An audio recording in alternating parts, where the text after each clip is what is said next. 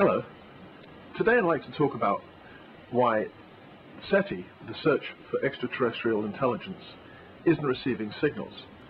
For a significant amount of time now, Seti has been scouring interstellar space for signals that might hint at sentient life, and to date it has not received any transmission that could be perceived as emanating from an intelligent source. Now, this is a significant finding. The argument that there are a plethora of super civilizations populating the galactic spiral arms and halo is very persuasive. Our galaxy has been around for billions of years, so it would seem quite conceivable that we would have received signals denoting intelligence the moment we pointed a radar telescope into the heavens. I find little credibility in the arguments that these civilizations failed to communicate with us because they either did not want to communicate with other species or that we are unable to understand their mode of communication. True, many of these super civilizations would fall into either of these two categories, however, many would not.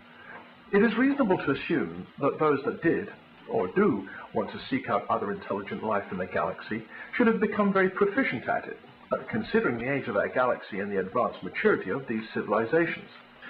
According to this reasoning, we should be very unlucky to have missed some sort of extraterrestrial broadcast that would be understood by us on some level as being transmitted from a sentient source outside our solar system. Yet, wherever we point our listening devices, all we hear is the whisper and random crackle of natural events and background radiation. However, there may be another, and to many of us a somewhat more chilling reason for this complete absence. What if there was no one there? At a glance, such an argument seems ludicrous in the light of the billions of stars in our galaxy and the endless possibilities for sentient life to evolve from them. However, what if we include another factor into the formula? This is not so absurd an argument as it may appear at first glance. Consider the endless march of extinct species embedded in the fossilized history of our own planet, or how the existence of our own species teeters on the brink of extinction in a thermonuclear war. The scenarios for our own obliteration are many and varied, enough for us to realize that it is easy for our species to shed this mortal coil. One of the remarkable observations one can make about the force of nature is that it more often than not presents phenomena that are interrelated to the surrounding environment. Evidence for this can be seen by observing, say, a beaver.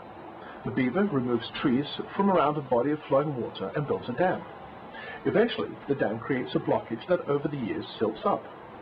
This new environment becomes the host to other creatures, but for the beaver, the environment becomes untenable and it has to move on. Another example. A stork hunts frogs in a pond.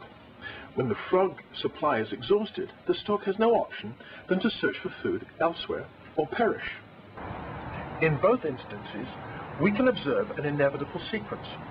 These would appear to be the rudiments of an unchangeable law that would come under the heading of the force of nature. We can see that ecosystems are dependent on one another, that they force change upon one another. Only some sort of undefined law of change seems unchanged. Let us pretend for a moment that this simple force of nature is universal, that it applies to all mass and energy, living and inert, that makes up our universe. However humbling it may seem, it would be foolish to believe that Homo sapiens are not an inherent part of this universal system. If we could stand back and look at our behavior on a global level and ask, what is the single greatest impact we're having on our ecosystem? The answer is obvious. Our species is introducing carbon into the biosphere that has been covered over for consecutive eons of time. The oil and coal that we extract, seemingly for our own purposes, is much like the beaver building a dam. We unknowingly trigger unintended events that may not be conducive to the existence of our species, but may be of great benefit to the system as a whole.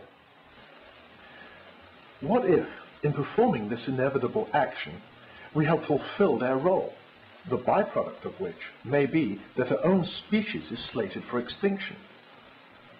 Our species has a biased sense of time. We tend to see our species' actions upon the planet as a disastrous event for the biosphere. However, let us consider the worst-case scenario and extrapolate. Let us imagine for a moment that we extinct ourselves in an apocalyptic thermonuclear war, All our cities burn, filling the biosphere with huge amounts of carbon and high levels of radioactivity. There is significant dire for flora and fauna. Indeed, a grim picture. But now, let us consider such an event through the time span of our planet's existence.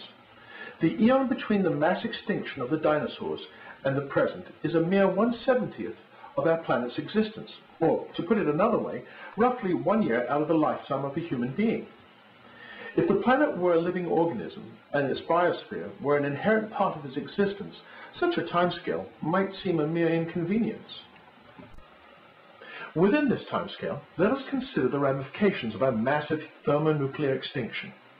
The biosphere would have access to all that carbon that our species had extracted in the form of coal and oil, carbon that, until we came along, had been silted under, trapped away, and prevented from interacting in the biosphere as it once had. The radiation from our war of extinction would ensure accelerated random mutation, allowing eventually for a greater variety of species to proliferate. In short, come back 65 million years later, and our species' handiwork could be appreciated in all its glory, a richer, more varied and active biosphere for the Earth. This cannot but help force the question, what if this is the sole purpose of sentience? What if it is an inevitable pattern of extinction by civilization-building species, repeating itself endlessly, forever, everywhere in the universe? An infinity of species evolving sentience, fertilizing their biospheres, and then self-destructing. There would be no super civilizations, merely a temporary emergence, like a blossoming flower. And if this were so, might it not be a reasonable answer to the question, why is the search for extraterrestrial intelligence not receiving signals? Thanks for listening. Goodbye.